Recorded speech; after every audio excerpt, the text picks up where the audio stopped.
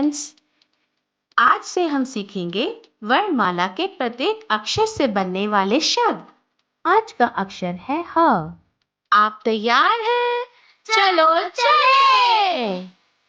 ह, ह, हठ, हठ। ह, म, हम। ह, र, हर, हर। ह, क, हक, हक। ह, ल, हल, हल। ह, ज, हज, हज। ह, ट, हट, हट। ह, ड, हद, हद। ह, ड़, हड़, हड़। ह, स, हस, हस।